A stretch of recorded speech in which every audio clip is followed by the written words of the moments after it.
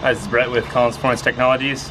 Today we're going to show you how to install our Stage 5 twin disc clutch system, the 7 1/4 inch 850 capable system.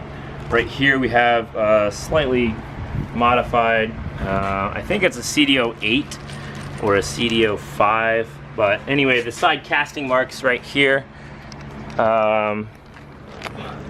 show CD0 and then CD0 again right here on the rear housing. So it could be a later model revision. I don't know for sure. This sticker, as you can see right here, is worn down. So anyway, long story short, when you're going to install these, what you want to do is shave down these two systems, these two casting pieces right here. These hold on a wiring harness from the stock 350Z. On our S chassis system, we went ahead and shaved down this rib, this stiffening rib right here, to make it recess back into the firewall a little bit farther on our JZ, our 700 horsepower JZ system. So, first things first, you need the flex plate. There's going to be a flex plate spacer against the crank, the stock automatic flex plate spacer that comes on Chasers and Aristos and stuff like that. You want to keep those two things on. You want to take the small, thin sheet metal spacer off of the front side and replace that with our thick flywheel adapter. The second thing you want to do is bolt on your button flywheel, the Collins button flywheel, onto your system. And this is going to come with 8 long ARP flywheel bolts. These are torqued in a star pattern accordingly to 20 foot-pounds. Then you want to go to 40 foot-pounds, the second step, and then 56 is going to be your final torque in a star pattern. Don't forget to use red Loctite on the threads, and then put, as you can see, there's a little bit of ARP lube or any type of like, you know, really high or really low coefficient of friction grease would work underneath the head. Even oil, engine oil will work. Just a little dab underneath will work. The next step is getting this surface spotless with brake parts cleaner. You want to go ahead and obviously wear safety glasses. Safety is a priority, so wear safety glasses and then hit this with brake parts cleaner and then clean it up, you know, real good. So basically get it nice and clean, no debris on it. Lint-free paper towels will work as well. Okay, so next step, now that the surface is clean, we went ahead and inspected everything. We're going to go ahead and throw the refresh parts back in. First things first, you need the bolt pack. Make sure you have 6 of these bolts. These are very specific. The nuts on the bolts are extremely specific. Everything's grade 8. It's very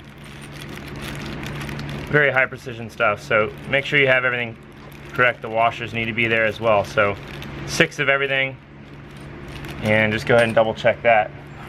Second thing is your alignment tool. Make sure you have that. Make sure it goes in and out of your flywheel adapter easily. If it does not, you need to go ahead and check either the alignment tool or make sure that there's no burrs built up on the pilot bushing. So after you've done those two things, now we start installing the actual pressure plate system. So these are labeled. If you look here, it says engine side right here on the actual piece. So this is very specific how they put all this stuff together. If you take that one off and take the floater plate off, this one will actually say transmission side right there at the bottom of the piece.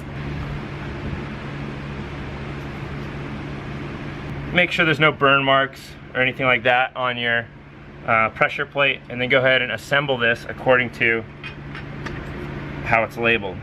Again, inspect the floater plate for burn marks and debris. Make sure these are clean, and just clean these with brake parts cleaner so everything's clean. So everything's labeled, just make sure you put it back in according to how it's labeled. This is the hardest part, not touching these pads, but yet putting it on. There's a little indexed groove right here on the outer perimeter of the flywheel, the button flywheel. Now that it's all the way through, you can see the splines coming through the other side. You're good to go ahead and put this in. Make sure you have enough distance on this to get it all the way into that pilot surface. So we're going to push it all the way through to the splines are coming through a little bit farther. Now this system is not our 8340 system. This is using the traditional steel adapter plate without cutting the bell housing or anything like that. So it's going to be a little bit different with the A340 system, but this is pretty much the way you do it with this existing system. So now that you get it on there, you make sure that it's seated on that pilot on the button flywheel. Then you take your fasteners, go ahead and lay them out, make sure you have everything. Very important, the head of the fastener goes in through the flywheel side going forward, not the opposite way. We see every day I see somebody putting it in like this. It's counterintuitive to how you would think it would go. There's actually a lip on the back side of the flywheel to hold the head to where you don't need a wrench on the back side. So go ahead and put this in, rotate the screw until it recesses flat with this back groove right here. You're gonna have about just enough threads to where the washer and the nut can fit completely on the fastener without it having to have that much threads left over. Okay, so we got two of them in here real quick. Let me go ahead and put all of these in and then start the next step, which I'll show you here in a second. Now that we have all these back in, the next step is Loctite. You want to use red Loctite. I think I can't remember the number on it, but we're using a generic Permatex red, but this is just a simple anaerobic sealant. And what this does is this ensures that the threads are not gonna back out or come off, the nut's not gonna come off the threads. It kind of seals up when you deprive it of oxygen. So essentially we just put a small dab on each piece here. You want to do this on external threads only, and then go ahead and start the assembly procedure. Now that we got that on, something to notice, all these fasteners are using an SAE size. I believe this one is 3/8 for the nut. So you want to go ahead and hand tighten all these on as far as you can go, and then we'll go ahead and start tightening this up using a simple ratchet, and then we'll torque these down. These only go to 18 foot-pounds, also in a star pattern, and you want to do this in like 4 or 5 steps, only because it's a clutch, and when you tighten it down, the fingers will depress in towards the clutch system. So this is probably the best way to do it. We basically kind of get it hand tight with just a basic ratchet, and then we start torquing with a precise calibrated torque wrench. And you want to do this, like I said, in 4 or 5 steps. We might even do it in more steps, but we'll show you what to do here once we start barely getting this thing kind of torqued up.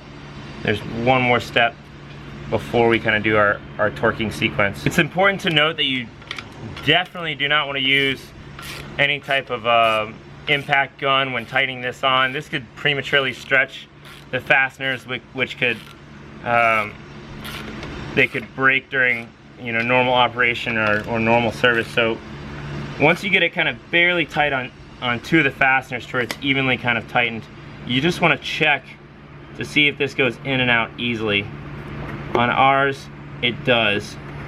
The next step you want to do is put a really light amount of grease on these splines right here, just to kind of, or on your finger, and then you can kind of barely lubricate this on the inside of these splines. You don't want to put too much, because this centrifugal force will pull the grease out and get onto your disc pad, which will ruin the clutch, and then it'll start slipping. So a very minor amount, very, very light. That's enough, more than enough maybe. Just basically kind of put that very lightly in all the splines.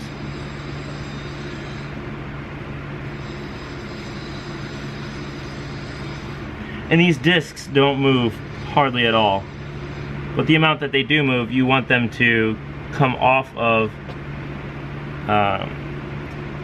you want them to barely move, but you don't want them to kind of seize up on the input shaft, which they won't if you have a decently new transmission and you clean your input shaft before you put it into the clutch. But typically you put this on the outer splines of the transmission. Lucky for you, we have a brand new CD0A that we just picked up. Now this is CD0 number 2, casting CD4 number 2. This is the latest. This is a 2017 system, and pull that out. You basically put this anti-seize right here. And you just put it lightly all around the input shaft. Let me put a little bit more on there. You don't want to put too much. Like I said, the centrifugal force, even though it's a very low radius, will still pull this out towards the clutch discs. You want to wipe off all the excess and kind of get this thing very lightly lubricated. When you go to install the clutch disc, it has enough lubrication to kind of go around and release the clutch appropriately. Now if you don't put this on, it'll still work, it'll just not work you know, as long and properly, and may seize up over time. So that's basically what we're doing here.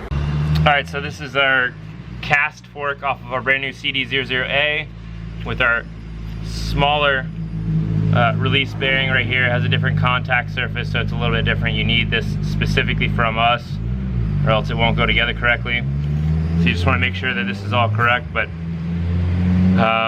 that's pretty much it. I'll show you how to put this in here in a second. The next step we want to do is show you how to torque down this piece before the anaerobic sealant kind of hardens. Once it hardens, it makes it, the torque number or the torque rating, a little bit less accurate. So you want to kind of do this fairly quickly.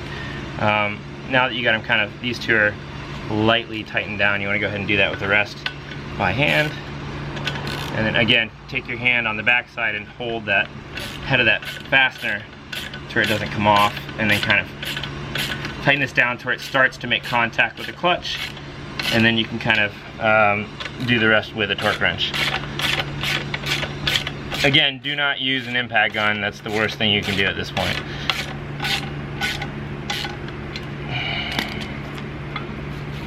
Make sure this slides in at all steps easily. It needs to slide in easily.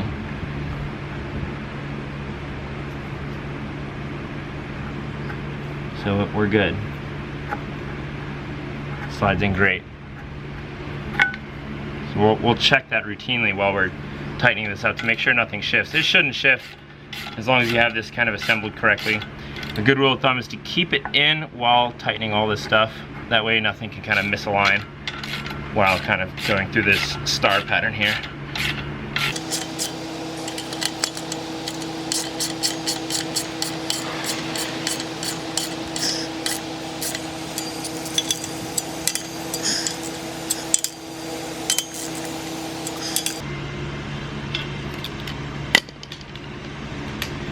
Okay, another step. We're gonna go ahead and mark this to 11 foot-pounds to start. We'll do 2 different steps. We're gonna go ahead and set this at 10.75 or 11. I don't know if you can see that. Maybe you can see it now. 10.75. Either way, we're just gonna do our first step to half the torque. All right, so that's it.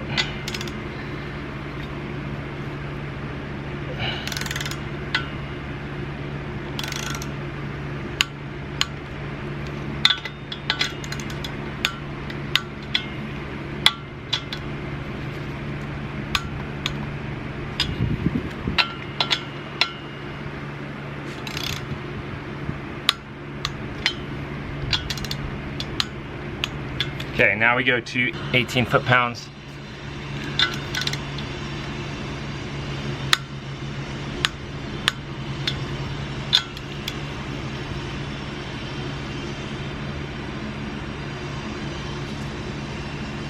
You want to do a smooth pull like that until it hits. If you do a jerky pull like that, it won't give an accurate reading. So a real slow kind of motion to kind of stretch the bolt accordingly.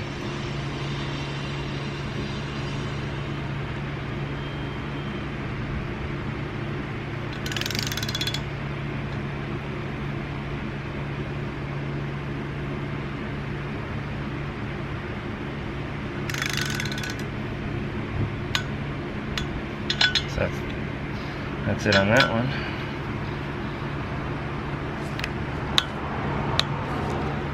That's it on that one.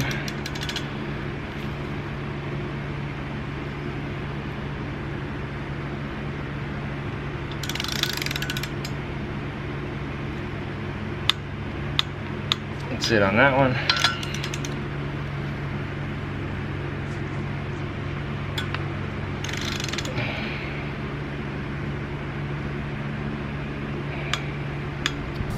Okay, now that we have the clutch fully torqued down, all of these are checked.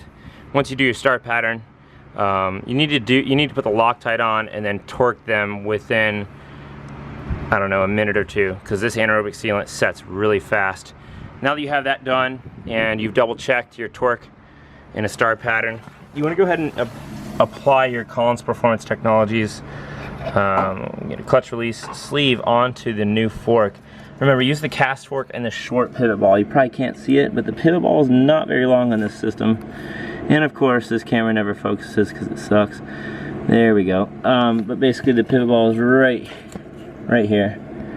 You want the short pivot ball from Nissan. But anyway, that'll come on a true CD009 or a CD008 with an external. It's only the 03, 04s that come with a longer pivot ball. Lube up your splines, make sure everything's clean. We lubed up this real decent right here. Make sure this articulates to and fro real easy. And then your dust cover is on right here.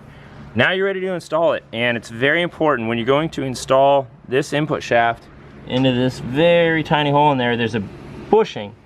You want to make absolute certain you don't put this in at an angle and push the bushing forward, which will cause the input shaft to fall due to it not being supported in the front. So be very careful that you put this in going straight in and you get that kind of installed correctly.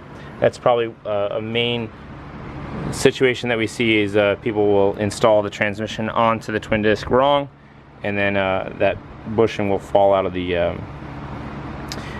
flywheel adapter here, and then everything kind of goes to crap. Next step is installing the trans. Make sure you have your Z bolt kit or 350Z bolt kit. Pull your alignment tool out, and now we go ahead and put one of these into the top just to kind of secure it in there. What you don't want to do is put the transmission on and then pull it in with the bolts. That's the worst thing you could possibly do. That's how you break clutch discs and push the pilot in. It's just never a good idea. You want to physically manhandle it and push it onto these dowel pins right here, which recess into the transmission properly. And then once you get everything kind of mated up, then you secure everything on with fasteners. But do not pull the transmission in with the bolts. It's not a good idea. It doesn't end well. So we get calls from customers of horror stories where they've broken stuff from doing it like that. So don't do that. We almost have it in.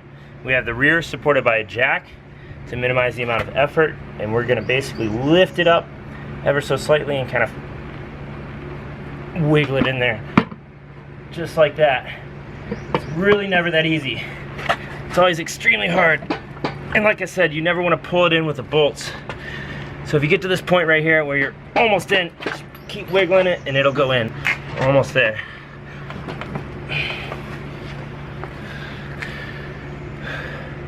Okay, now that it's engaged, we're going to go ahead and raise it just a little bit more with our jack. Just like that. And try to squeeze it forward a little bit more.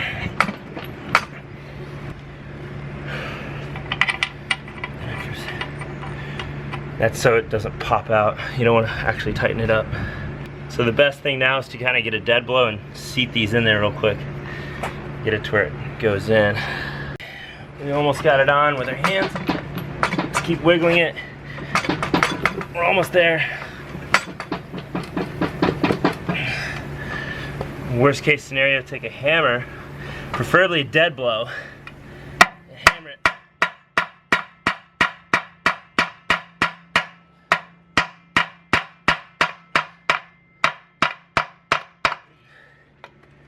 Until it's seated.